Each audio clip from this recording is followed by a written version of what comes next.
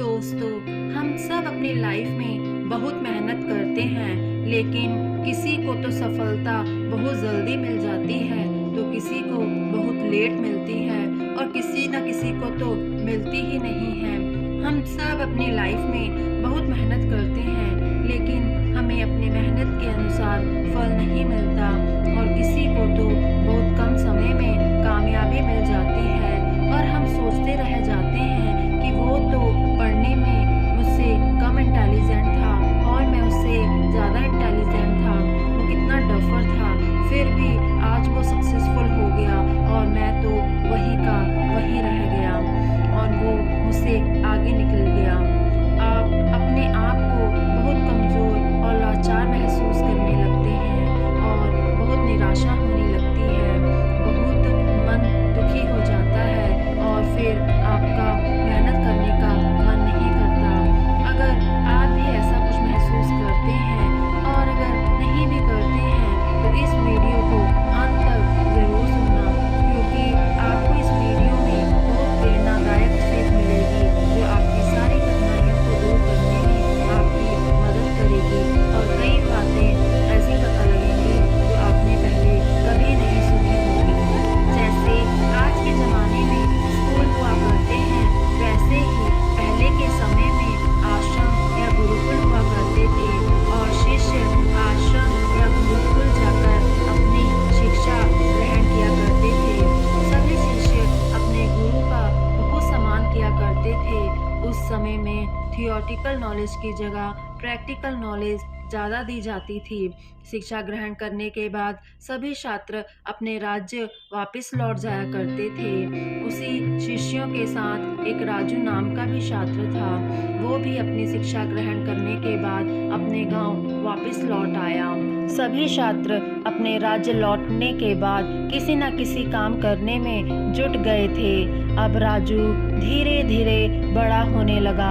उसके परिवार की आर्थिक स्थिति ठीक नहीं थी। उसके परिवार वालों ने सोचा था कि जब राजू शिक्षा ग्रहण करके लौटेगा तो बहुत कामयाब होकर लौटेगा और हमारे घर की गरीबी सब दूर हो जाएगी। लेकिन राजू के साथ सब कुछ उल्टा हो रहा था। जब वह किसी काम के लिए जाता तो वह सफल नहीं हो पाता था, उसे नौकरी नहीं मिल पाती थी। राजू के नगर का राजा अपने राज्य में सैनिकों की भर्ती कर रहा था।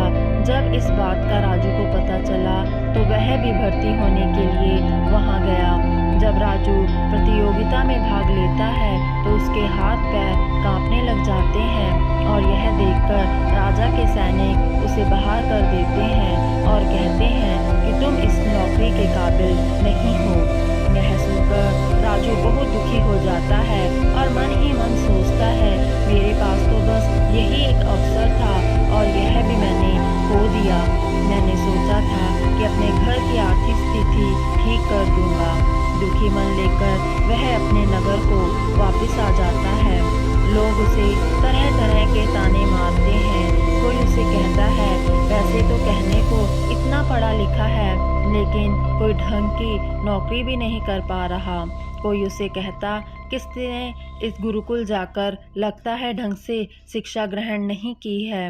कोई उसे कहता, ये तो बचपन से ही मंदबुद्धि है, इसमें तो अकल ही नहीं है, यह अपनी जिंदगी में कुछ नहीं कर सकता।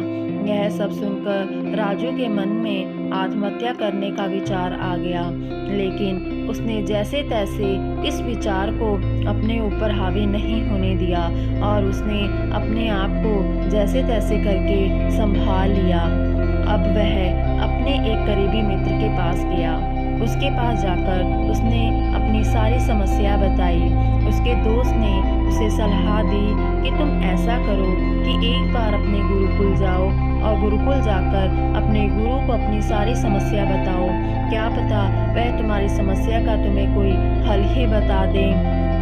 मन ही मन सोचता है कि गुरुकुल गए तो अब बहुत वक्त हो गया है, क्या पता गुरु मुझे पहचानेंगे कि नहीं। जैसे तैसे वह हिम्मत जुटा के आश्रम चला गया और वहाँ पर वही पुराने गुरु मिले। गुरुजी अब बूढ़े हो गए थे। वह गुरुजी से जाकर मिलता है और गुरुजी को अपनी सारी समस्या बताता है और गुरुजी को कहता है कि मैं जो भी करता हूँ मैं उसमें सफल नहीं हो पाता। मैंने अच्छे से शिक्षा ग्रहण की थी और मैंने सोचा था कि पढ़ लिख कर अपने घर की आर्थिक स्थिति सुधारूंगा, लेकिन अब मैं अपने आप को बहुत ही हताश महसूस करता हूँ, जिसके कारण मेरे मन में बहुत नकारात्मक विचार आते हैं। इसी तरह राजू ने गुरुजी को अपनी एक एक करके सारी समस्याएं बताई। जब गुरुजी ने उसकी सारी समस्याएं सुनी तब गुरुजी ने कहा, राजू, मैं तुमको एक कहानी सुनाने जा रहा हूँ। इस कहानी में तुम्हारी समस्या के सारे समाधान छुपे हैं, जरा इसको गौर से सुनना। बहुत समय पहले की बात है। एक चरवाहा एक जंगल में भेड़ियों को चरवा रहा था कि अचानक वह चराता चराता बहुत दूर निकल गया। उसे पता ही नहीं लगा, उसे वहाँ पर एक छोटा सा शेर का बच्चा दिखाई दिया, जिसने अभी तक अपनी आंखें भी नहीं खोली थी। उसे वह बच्चा बहुत ही पसंद आया तो वह उस बच्चे को उठाकर अपने घर ले आया और भेड़ियों का दूध पिलाने लगा। और वह शेर का बच्चा धीरे धीरे बड़ा होने लग गया। वह भेड़ के साथ ही रहता, उनके साथ ही खेलता कूदता, उनके साथ ही चरता और उन्हीं का दूध पीता। अब वह भेड़ियों के बीच सच में भेड़िया ही बन चुका था। अब अपने आप को वह भेड़िया ही समझने लग गया था। एक दिन भेड़िए के झुंड पर किसी शेर ने हमला कर दिया। सभी भेड़ियां घबरा के वहां से भागने लगी। शेर तब आश्चर्यचकित रह गया जब उसने देखा कि शेर भी उनके साथ डर के मारे भाग रहा है। वह शेर का बच्चा अब बड़ा हो गया था, पर फिर भी वह डर के मारे भेड़ियों के साथ भाग रहा था। उसने अब अपना ध्यान भेड़ियों से हटा लिया था और उसने उस शेर को पकड़ा और कहने लगा, तुम क्यों डर के भाग रहे हो? तुम्हें नहीं पता कि तुम एक शेर हो और तुम दूसरे शेर से क्यों डर रहे हो? वो कहने लगा, मैं भेड़ियों को दूध पीने वाला मैं शेर कैसे हो सकता हूँ? वो उसे खींच के एक पास के तालाब में ले गया और कहने लगा, देखो, तुम खूबहू मेरे जैसे हो, तुम्हारे दांत भी मेरे जैसे हैं, तुम्हारे पंजे भी मेरे जैसे हैं, हम दोनों एक जैसे हैं, हम शेर हैं। शेर ने कहा, तुम जंगल के राजा हो शेर। वह कहता है, ठीक है, मैं यह मान लेता हूँ कि मैं शेर हूँ, पर तुमसे तो सब डरते हैं, पर मुझसे तो कोई भी नहीं डरता। दूसरा शेर कहता है, डरेंगे, तुझसे भी सब डरेंगे, तू अपने आप को शेर समझ, भेड़िया नहीं। जिस दिन से तूने अपने आप को शेर समझ लिया, उस दिन से तुझसे सब डरने लगेंगे। और याद रख, तू शेर है, भेड़िया नहीं। अपनी अंदर की ताकत को, अपनी अंदर की शक्ति को पहचान, महसूस कर और कह कि हाँ, मैं शेर हूँ, मैं भी जंगल का राजा हूँ। जब तुझे यह एहसास हो जाएगा तो तेरा सारा डर भी खत्म हो जाएगा। इसलिए डर रहा था क्योंकि तुझे लग रहा था कि तू भेड़िया है। अब तेरा सब डर खत्म हो जाएगा। बचपन से तू भेड़ियों के साथ पलता आया है, इसलिए तू अपने आप को भेड़ समझ बैठता है। आज तक तुझे किसी ने शेर नहीं कहा ना, इसलिए तू अपने आप को शेर नहीं समझता। पर अब तुझे अंदर से महसूस करना होगा कि तू एक शेर है। अब गुरुजी ने राजू को कहा, तुम भी अपने आप को भेड़िया समझ रहे हो, तुम्हारे अंदर सभी योग्यताएं हैं, लेकिन तुम उन्हें पहचान नहीं पा रहे हो क्योंकि तुम्हें कोई सही मार्ग नहीं दिखा रहा है। लोग तुम्हें सिर्फ नकारात्मक ऊर्जा दे रहे हैं। लोग तुम्हें कह रहे हैं कि तुम्हें सही से शिक्षा नहीं ग्रहण की, तुम मंदबुद्धि हो और तुम इस नकारात्मक ऊर्जा को अपने ऊपर तुम्हारे चाहने वालों ने, तुम्हारे आसपास के लोगों ने असफलता का डर तुम्हारे मन में भर दिया है, क्योंकि बचपन से वह सब लोग तुम्हें अयोग्य ही कह रहे हैं और अयोग्य ही समझ रहे हैं, जिससे तुम्हारी मानसिक दशा भी अयोग्य सी हो गई है। तुम नकारात्मक विचारों में कैद से हो गए हो। तुम खुद को असफल और हारा हुआ मानने लगे हो, क्योंकि जब किसी को लंबे समय तक किसी को अयोग्य और असफल बोला जाएगा तो सच में वह अयोग्य और असफल ही हो जाएगा। वो खुद को कमजोर और लाचार समझने लगता है, क्योंकि लोगों ने उसे कमजोर और लाचार ही बोला है। दुनिया में मोटिवेट करने वाले लोग बहुत ही कम हैं। राजू, ज़्यादातर लोग तुम्हें नकारात्मक ऊर्जा ही देंगे। जब तक तुम्हें कोई अयोग्य कहता रहेगा तो तुम योग्य नहीं बन सकते। राजू, हमारे आसपास के लोग हमें नकारात्मक ऊर्जा देते हैं। वो नहीं चाहते कि हम हमारी ज़िंदगी में सफल हो पाएं। उनकी बातें सुन सुन के तुम अपनी पूरी ज़िंदगी में भेड़िया ही बने रह जाओगे, और तुम्हें वो सब लोग देख देख के खुश होते रहेंगे, क्योंकि वो जानते हैं कि अगर तुम शेर बन गए तो तुम उन्हें खा जाओगे, क्योंकि शेर से सब डरते हैं। उन्हें डर है कि तुम जिंदगी में उनसे आगे निकल जाओगे। जब इंसान सफल होता है तो सबसे पहले रिश्तेदार और उसके आसपास के लोगों को दिक्कत होने लगती है। सफल होने के लिए तुम्हें खुद को अंदर से बदलना होगा, खुद के दिमाग पे काम करना होगा, खुद को शेर समझना होगा। जिस दिन तुम खुद को शेर समझने लग गए, अर्थात खुद को योग्य समझने लगोगे, तुम खुद ब खुद सफल हो जाओगे। गुरु ने कहा, राजू, अगर किसी बच्चे को बचपन से ही बोला जाएगा कि तू कमजोर है, तू मंदबुद्धि है, तू गधा है, जीवन में कुछ नहीं कर पाएगा, तो जीवन में सफल नहीं हो पाएगा, तो सच में वो जीवन में सफल नहीं हो पाएगा। वो असफल ही रह जाएगा और सब बातें उसे भेड़ बना देंगी और वह अपने आप को भेड़िया ही समझने लग जाएगा। भेड़ से मतलब है कि वो अपने आप को जिंदगी भर कमजोर, लाचार और मंदबुद्धि समझने लग जाएगा और सोचने लगेगा कि मैं जिंदगी में कुछ नहीं कर पाऊंगा।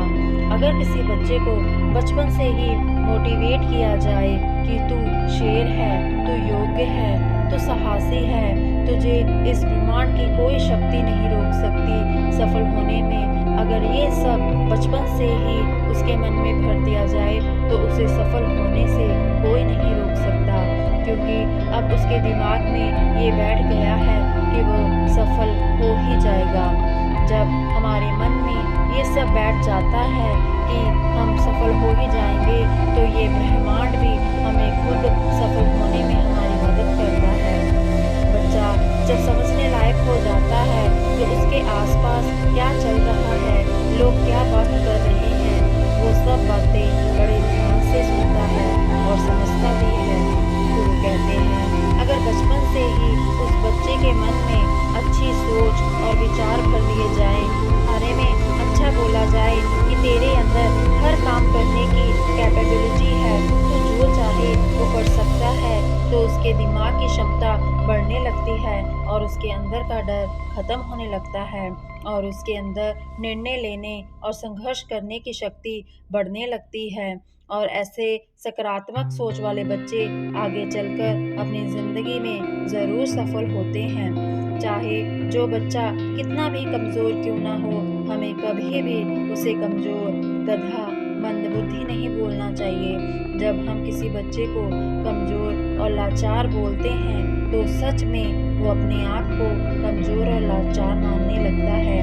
वो समझने लग जाता है कि वो सच में कमज़ोर है, उसका दिमाग उसे कमज़ोर समझने लग जाता है। उसे सच में लगने लगता है कि वो ज़िंदगी में कुछ नहीं कर सकता, क्योंकि बचपन से ही उसके घर के लोगों ने, उसके आसपास के लोगों के द्वारा उसे बोला जा रहा है कि तू कुछ नहीं कर सकता।